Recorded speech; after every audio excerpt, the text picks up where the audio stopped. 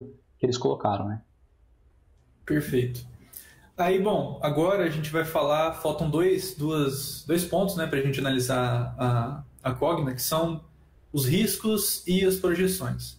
Então, com base nos riscos, a resposta que a gente quer saber a pergunta que a gente quer conhecer é quais são os riscos. Então, assim, começando com os riscos relacionados à companhia, então, que estão diretamente relacionados à companhia. A empresa apresenta alguns riscos com relação à continuidade das aquisições, então é importante que ela consiga continuar as aquisições. A gente já viu nas operações que ela cresce por meio de aquisições, comprando faculdades de bairro, comprando faculdades em cidades menores, em centros urbanos. Então ela precisa continuar com essas aquisições. Algumas responsabilidades, um risco grande, a responsabilidade por contingência das aquisições. O que seria isso? Basicamente, vamos supor que tem uma faculdade na sua cidade, que ela está mal das pernas, a Cogna vai lá e compra. E a Cogna, quando for fazer o análise, o valuation para integralizar o capital, ela não contabilizou, às vezes, uma dívida trabalhista de longo prazo que tinha na empresa, às vezes um risco estrutural dentro da própria estrutura da faculdade, então do imóvel. Então, esses riscos podem acabar prejudicando muito a Cogna. Então, é importante que ela faça uma análise muito aprofundada de cada empresa que ela adquire. Mas esse risco ela existe, ela pode falhar em um ponto ou outro. A gente vai ver mais para frente com relação às contingências trabalhistas. Então, assim, ela tem um valor muito cheio de processos trabalhistas que muitas vezes nem vinham dela, vinham de empresas que ela adquiriu. E só que ela tem que honrar com os compromissos. Então, é um grande risco. Um que eu marquei até que eu grifei é a atualização da plataforma integrada K12, né? Segundo a Cogna, eles têm uma certa dificuldade de atualizar a plataforma porque ela é muito extensa, muito grande, e o fato dela ser muito complexa, extensa, para proteger a plataforma de uma cópia de né? Acho que o Caio comentou semana passada com a relação do B2B, como é difícil uma empresa com um B2B muito bom, relacionado principalmente a software, a estrutura, essas coisas, ao digital, não ser copiado hoje em dia. Então, para se proteger disso, a Cogna ela faz uma estrutura bem robusta e complexa, mas isso é um ponto fraco na questão das atualizações dela. Então, isso é bem forte na empresa. E outro ponto também é que ela tem uma sazonalidade enorme nas vendas dessa plataforma integrada K12. Então, Você sabe o que é essa plataforma K12? Sim, essa plataforma K12 ela é dessa empresa aqui, ó, que é da Vasta, que é a de educação básica, B2B educação básica.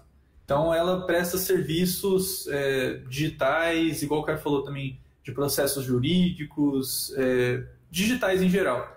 Então, né, a gente até comentou, tem a Vasta Platform, que tem soluções de conteúdo core, tem as soluções de conteúdo complementar. Então, tem aplicativos envolvidos no meio, tem a questão de livros, impressão de livros, tem o marketing digital. São vários braços dentro dessa plataforma.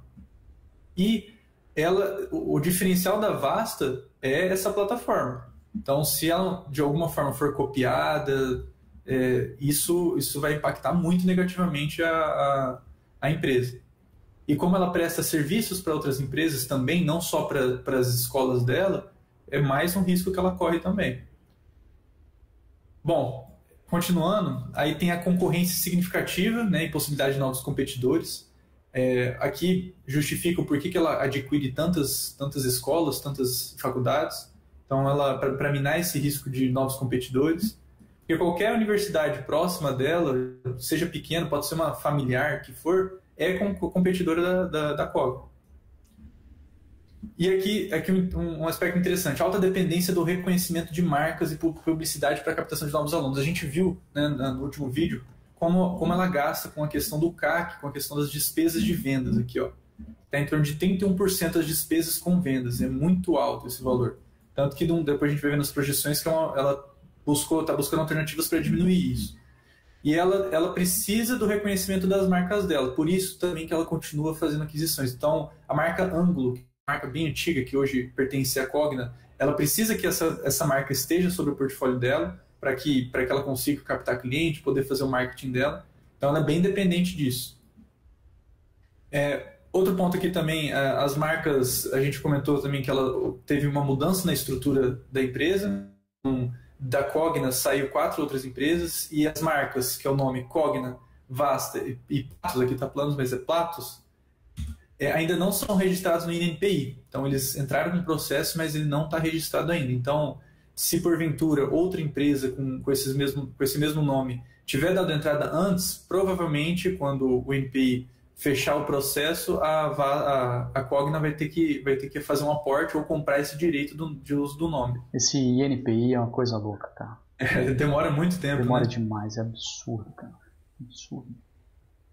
O aumento da inadimplência é um risco enorme que ela tem, inclusive ela é um dos calcanhares de Aquiles dela. Então ela recebe por meio das mensalidades e houve um aumento de inadimplência nas mensalidades. E ela também pode sofrer inadimplência do próprio governo federal, com o programa do FIES e do PNLD, que é o programa aí de educação básica, onde a Vasta fornece livros didáticos para o governo.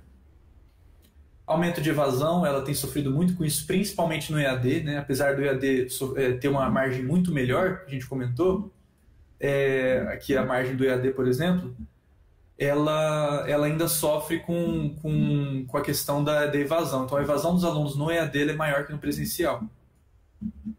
Bom, alterações no exame da OAB e redução do número de concursos públicos impactam um pouco ela, porque a gente sabe que um bracinho de negócios dela é relacionado a cursos voltados para aprovação da OAB, para aprovação em concursos públicos. A não renovação de contratos de locação favoráveis, então ela está tendo muito problema com isso, inclusive foi pauta era para ter sido pauta, os investidores queriam muito essa pauta no final do ano passado, onde ela apresentou o guidance dela. Ela depende dessa questão da renovação dos contratos, porque se os contratos não forem favoráveis a ela perde muita questão da localização, que é crucial para o negócio dela. Então, e lembrando que o foco dela é no ensino físico, né? Então... Exatamente. Hoje a maior parte da receita está no físico. E mesmo até no EAD, ela precisa ter instalação de polos. Então, de todo jeito, o físico, né, o imóvel, é necessário para a empresa.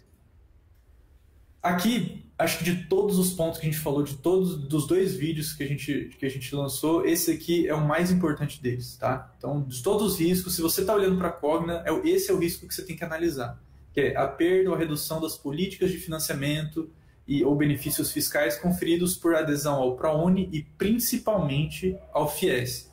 Então, isso pode afetar os resultados dela e está afetando, e esse é o grande problema dela. Então, agora aqui, aprofundando mais nesse ponto, que é sem dúvida o mais importante. Aqui é a relação do número de alunos do FIES e quanto que representa na graduação dela, na receita dela. Esse dado foi a Cogna que te mostrou? Então, não. Isso é uma coisa que a gente até... a gente conversou, né? O Caio off.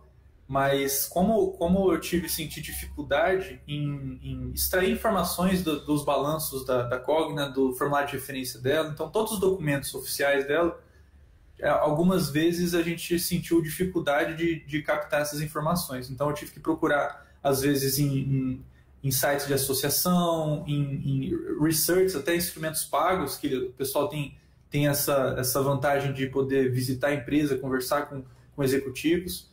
Então, assim, em geral, eu tive que produzir muitos números, então eu planilhava os dados que eu encontrava e gerava imagens, planilhas, gráficos, e também em relação a esse tipo de informação, que é muito, muito importante. Se não me engano, essa informação eu peguei eu acho que eu vou colocar depois a fonte, mas eu vou confirmar, eu tenho ela anotada. O que eu queria é só chamar a atenção, né, de quem está assistindo, que esse é um dado extremamente importante para a empresa, né? A empresa está com uma dificuldade muito séria e não foi aberto pela própria empresa. Então isso na minha visão é muito ruim, né? A empresa tem que identificar, toda empresa é assim, né? Quem é empresário e está assistindo a gente com certeza faz isso, né? Identifica onde está pior e esmiuça, né? Abre as coisas e tudo para tentar ver como reverter, né? Então é difícil a Cogna não dar esses dados, né? É complicado, tinha que dar, tinha que mostrar nitidamente aí quanto que é do FIES, quanto que está, né, no presencial e tal, para a gente conseguir como investidor, tomar uma decisão melhor, né? E até complementando isso, Caio, o que eu percebi muito também, o ideal seria tudo que a gente precisa saber do macro, do grande, do grosso da empresa, tá no formulário de referência.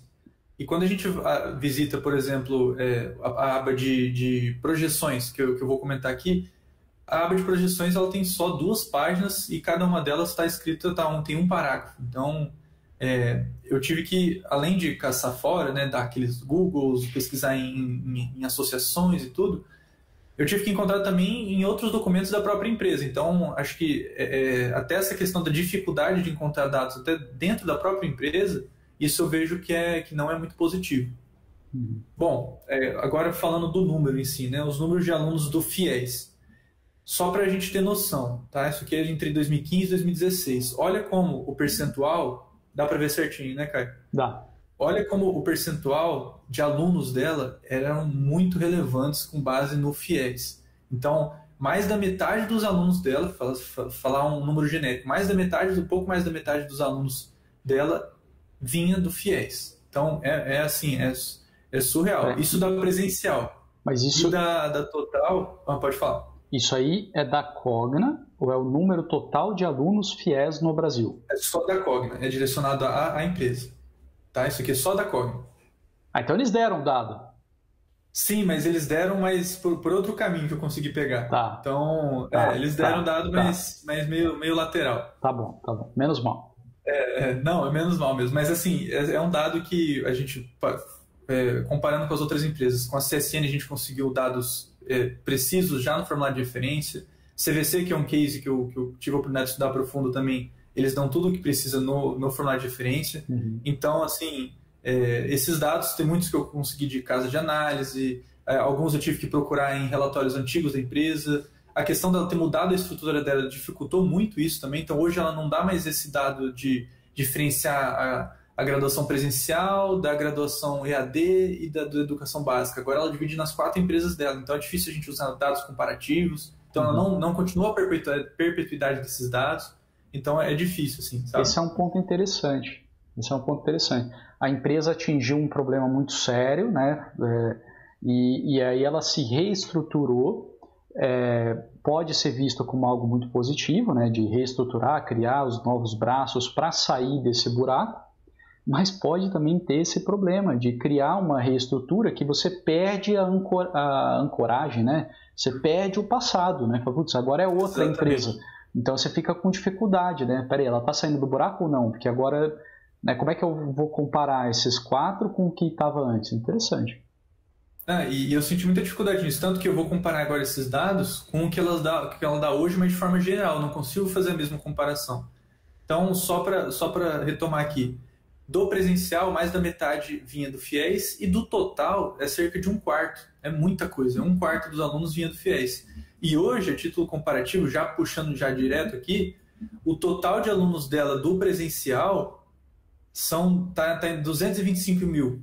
Então, 225 mil hoje no total do presencial. Sendo que só do FIES vinha de 255 mil. Então, assim, hoje o número de alunos total dela é o que antigamente só do FIES que era 1/4 dela. Então, assim, é um número absurdo. Absurdo.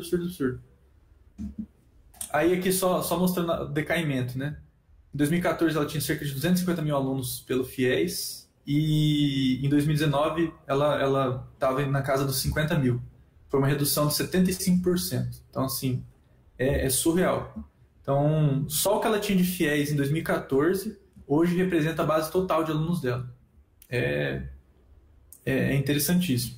Aí eu vou comentar depois desse PEP, que é um programa que ela criou para tentar tapar o buraco do FIES, mas ainda assim não tá sendo forte, não está sendo relevante. E financiamento estudantil é um problema no mundo. É um problema. Não é fácil. Ela está sujeita à penalidade da lei de improbidade administrativa, que é uma lei federal. Então, por conta que ela tem muita relação governamental, a gente vai até comentar depois da questão do conselho administrativo, né, que tem uma figura lá que ele tem relações governamentais, já foi já trabalhou com político, tudo, é filiada a partidos, e também com a questão do PNLD, que ela oferece o material para o governo, então ela tá sujeita a esse tipo de penalidade. Leis que normalmente são relacionadas à parte pública. A remuneração dos administradores executivos se baseia também em planos de opções de compra de ações, então tem essa questão de, por exemplo, de uma eventual... como é que fala? Essa linha, conflito de interesse, né, que sempre tem na bolsa, tudo, então tem com relação aos administradores também.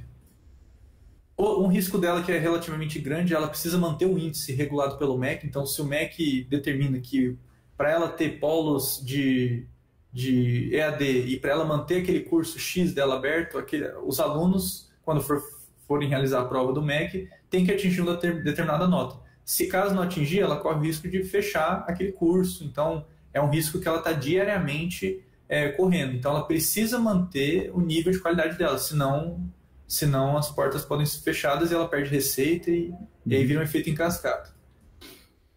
E aqui, só voltando aquilo lá que a gente comentou, que acho que o Caio deu bastante atenção a isso, que ela pode ter a incapacidade de proteger a propriedade intelectual dela, principalmente relacionados a empresas B2B, que está mais relacionados a patentes, a softwares e essas coisas. Também tem relacionado à marca, mas o foco aqui seria a questão dos softwares e patentes. Sistemas de TI e essas coisas. Bom, agora a gente relacionados à companhia, focando nos fornecedores, ela tem um risco da variação do preço do papel, então ela produz muito didático e paradidático, muito para ela mesma, para terceiros, para o governo. Então, a variação no preço da celulose impacta muito o resultado dela. Inclusive, um dos clientes dela, que é a Suzano, representa um percentual relevante, né, para a empresa. Então, ela tem poucos fornecedores nessa área. Isso é um problema. Relacionados aos clientes, isso é muito, muito importante também. Isso a gente vai falar também da relação da inflação, né? Então, ela tem uma dificuldade para reajustar a mensalidade conforme o aumento salarial dos funcionários. Então, como é uma empresa muito grande, a relação de funcionários ela tem que ser bem contratuada, né? No contrato vai ter lá, seu salário vai aumentar tantos % ao ano, ou indexado à inflação, indexado ao indicador. E ela está tendo dificuldade em acompanhar o aumento salarial com o aumento da inflação. Então, isso é muito problemático para a empresa, ainda mais agora, nesse momento que a gente está vivendo de aumento da inflação, é um perigo. Então, ela não está conseguindo fazer esse reajuste. Então, quanto mais aumenta a inflação, ela tem que aumentar o salário dos professores para corrigir, mas ela não consegue aumentar o ticket médio dela, o valor da mensalidade para o aluno. Então, ela pode acabar perdendo aluno. Na verdade, o que aconteceu, né, com o ensino à distância é que as mensalidades estão cada vez mais caindo do ensino presencial. Isso com certeza é mais um problemão para a Cogna, né? E um dado fornecido pela própria empresa em 2019, tá? 38% dos custos dela provinha de salários. Então, vinha de salários. Então, assim, é um custo muito alto que é bem relevante para a empresa. Relacionados ao setor, né? Então, o setor ele é altamente regulado e supervisionado pelo MEC. Então, se o MEC amanhã falar que para ter curso de medicina a nota tem que ser 5 estrelas, ela vai fechar uma cadeia de cursos de medicina e isso vai impactar absurdamente a receita dela. Então, isso é um risco. Então, é um setor altamente regulamentado. E isso, né, como eu sempre falo, vale para os dois lados, né? O regulamentado também é bom porque é difícil, difícil você abrir uma outra universidade porque você tem que cumprir uma série de coisas que o MEC, né, determina e a Cogna cumpre. Isso traz uma vantagem para ela também, justificando a questão da aquisição dela. Para ela é muito mais rentável, às vezes, fazer uma aquisição do que sair do zero, construindo e criando um novo polo, um novo centro. E aqui uma questão interessante que eu não tinha conhecimento, eu acredito que poucos, acho que têm conhecimento disso da Cogna, mas ela tem muitas contingências trabalhistas, assim, valores assim, bem exorbitantes, na minha opinião. Então, ela fez um cálculo de provisão para os passivos trabalhistas delas que deu em torno de R$500 bilhão, tá? Isso no finalzinho de 2020. É um valor assim, muito considerável porque Hoje, a receita dela está em torno de, a gente viu semana passada, está em torno de, vamos comparar com 2019, tá? Então, o lucro dela está em torno de 1 bilhão, foi em 2019. Beleza, ela lucrou 1 bilhão, sendo que só de passivos já é meio bilhão. Isso come uma margem dela absurda, fora que ela vem tendo prejuízos recorrentes. Então, é um risco, na minha visão, é bem relevante para a empresa. E até no formulário de referência tem todas, processo por processo, quem tiver curiosidade dá uma olhada, tem o valor, tudo.